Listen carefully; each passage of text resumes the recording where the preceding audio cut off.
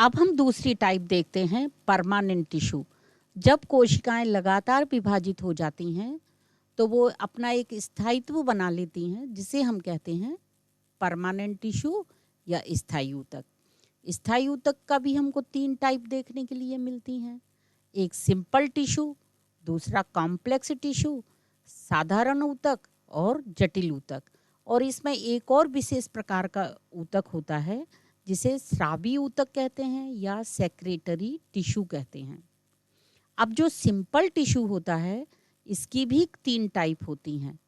पहली टाइप है parenchyma, second है कोलेनकाइमा और तीसरी है स्क्लेरेनकाइमा। तो ये पेरेनकाइमा किसे कहेंगे? ये देखिए, ये जो आपको दिख रहा है सरल ऊतक, छोटी छोटी गोलाकार अंडाकार बहुकोणीय जो पतली पतली कोशिकाएं हैं। सेल वाल इसमें सेल्यूलोज की है और इनमें इंटरसेल्युलर स्पेस मतलब अंतर कोशिकीय अवकाश इसमें पाया जाता है। और ये क्या काम करती हैं? ये प्रकाश संश्लेषण कर सकती हैं, भोजन का संग्रहण कर सकती हैं और ये स्राव भी संपन्न करती हैं। कुछ चिपचिपे पदार्थ को भी निकालने का कार्य करती हैं। अब आप देखेंगे साधारण जो पेरेनकाइमा है इनके भी कई नाम हैं, जैसे एरेनकाइमा। कुछ एयर स्पेसिस बना लेती हैं तो उन्हें एरेनकाइमा कहने लगते हैं। किसी किसी पेरेनकाइमा में जब क्लोरोफिल प्रेजेंट होता है तो क्लोरेनकाइमा कहते हैं। और आप देखेंगे जब पत्तियों में प्रकाश संश्लेषण प्रक्रिया होती है तो ये स्तंभाकार की पेरेनकाइमा होती है, जिसे हम कहते हैं पैलिसैड पेरेनकाइमा।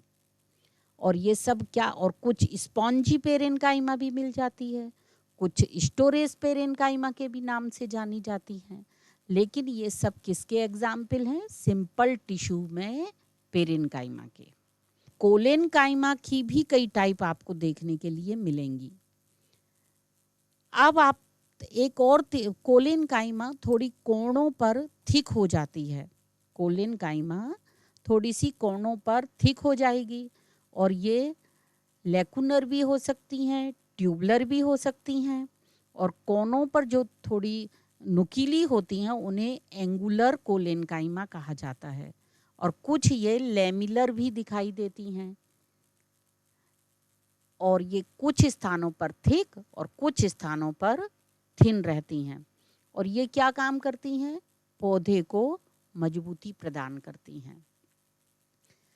अब आप देखेंगे कोलेनकाइमा में ऊतक कैसा होता है? सरल ऊतक होता है, ठीक है। और कोशिकाएं असमान रूप से मोटी होती हैं, कहीं पतली और कहीं पर मोटी, कहीं पतली और कहीं मोटी। मोटे वाले स्थानों पर सेल्यूलोज और पैक्टिन और हेम्यूसेल्यूलोज बना होता है, तो इसी स्थानों पर कोण डेवलप हो जाते हैं।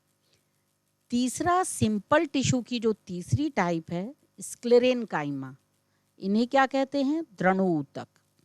द्रणो ऊतक जो होते हैं इसमें दो प्रकार से, इसको भी दो प्रकार से डिवाइड किया गया है। सबसे पहले हम स्क्लेरेनकाइमा का देखेंगे कि ये कैसी हैं। जीव रहित, द्रव्य रहित होती हैं, ए प्रोटोप्लाज्म वाली होती हैं, अत्यंत मोटी होती हैं। इनमें लिग्निन इतना अधिक जमा हो जाता है जिसके कारण ये बहुत अधिक मोटी हो जाती हैं। और इनका कार्य क्या होता है? इनका कार्य पौधे को यांत्रिक सहारा देना और पत्तियों को बेगी प्रभाव से भी पत्ती के फलक को ये बचाने का काम करती हैं। और भोजन संचय करके भी ये रखती हैं। प्रतिकूल परिस्थिति में जब पौधे को भोजन की आवश्यकता पड़ी तो ये स्क्लेरेनकाइमा उस समय ये प्रोवाइड कराती है। अब आप देखेंगे कि स्क्लेरेनकाइमा के दो भाग हैं, स्क्लेरेनकाइमेटस फाइबर और दूसरा है स्क्लेरीड्स, मतलब दृढ़ कोशिकाएं और दृढ़ोत्तक वाला फाइबर। तो ये जो फाइबर होते हैं ये अग्रस्त भाग पर होती हैं, चपटी होती हैं। और जो स्क्लेरीड्स होती हैं ये कभी सितारे नुमा, थोड़ी सी किनारे में नुकीली नुमा, एंगुलर स्ट्रक्चर वाली हो जाती हैं। तो इस प्रकार से इनमें ये रचना दिखाई देती है। अब हम देखते हैं जटिल ऊतक। जटिल ऊतक को भी दो भागों में बांटा गया है।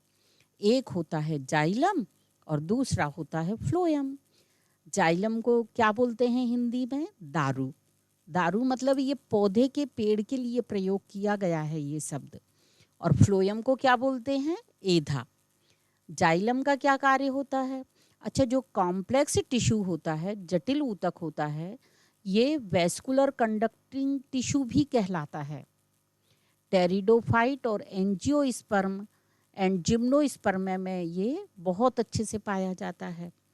और इसमें कोशिकाएं असमान रूप से होती हैं।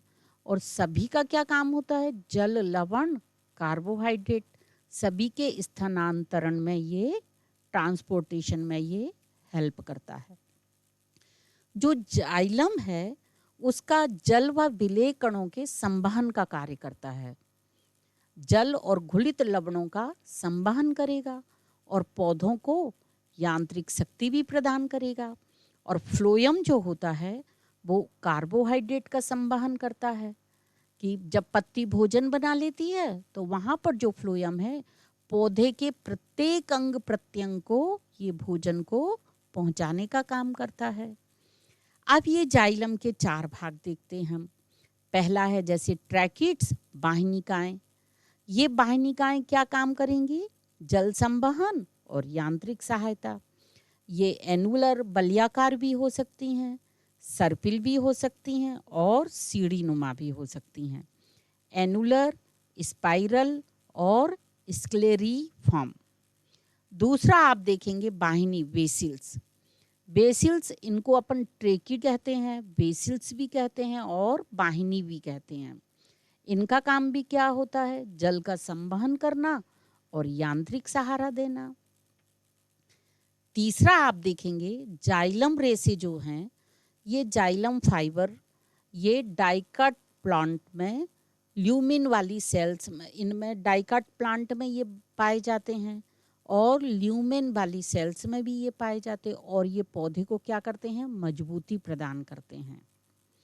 अब आप यहाँ चौथा टाइप जो देख रहे हो, जाइलम पेरेन्काइमा। ये जाइलम पेरेन्काइमा स्टार्च और वसा का संचयन करता है। तो इस प्रकार से ये हमने जाइलम के चार अवयव देखे। अब हम देखते हैं फ्लोएम के चार अवयव। फ्लोएम का क्या काम है? फोटोसिंथेसिस के स्थल से उत्पादित कार्बनिक पदार्थ जितने भी विलेय है उसको क्या करते हैं? ये पौधे के प्रत्येक अंग को पहुंचाते हैं और संग्रहण स्थल का भी कार्य करते हैं। और ये कैसे होते हैं? जीवित प्रकृति वाले। अच्छा, इसके चार अवयव के क्या क्या नाम है? स्यूब ट्यूब्स, चालनी नलिका, सखी कोशिकाएं, कंपेनियन सेल्स, फ्लोएम रेसे, फ्लोएम फाइबर और फ्लोएम पेरेन्काइमा। अब ये चालनी नलिका क्या होती हैं? ये देखिए, ये लंबी पतली नालाकार कोशिकाएं होती हैं, एक दूसरे के ऊपर लंबवत होती हैं और इनकी भित्तियां कैसी होती हैं? पतली, सेल्यूलोज की बनी होती है। ये देखिए, अनुप्रस्थ दीवारों पर चालनी के समान चालनी छिद्र भी पाए जा रहे हैं। इन्हीं छिद्र को हम स्यू प्लेट्स कहते हैं। अब कंपेनियन सेल्स, इनको सखी कोशिकाएं भी कहा जाता है। ये लंबी जीवित एक कोश की रचनाएं होती हैं, चालनी के पार्श्व में एक संख्या में उपस्थित होती हैं। और एंजियोस्पर्म चालनी और सखी कोशिकाओं की उत्पत्ति मदर सेल से हुई है। परिवहन में ये मदद करती हैं। फ्लोएम रेसे होते हैं, ये मृत कोशिकाएं हैं, नॉन लिविंग होती हैं, लंबी होती हैं, थोड़ी सिकुड़ी हुई रहती हैं। सीड्स पर देखिए आप लिग्निन की, इसमें साधारण गर्त वाली भी हैं ये, और एंगुलर टाइप की फाइबर्स जो हैं सीड्स पर थोड़े से संकीर्ण हैं। और इनका क्या काम होता है? यांत्रिक सहारे में मदद करना। फ्लोएम पेरेन्काइमा जो है ये आवृत बीजी और एक बीजपत्री मतलब एंजियोस्पर्म में और मोनोकाट में ये नहीं पाया जाता है। और इनका मुख्य काम क्या होता है? भोजन का संचयन करना व संवहन का कार्य करना।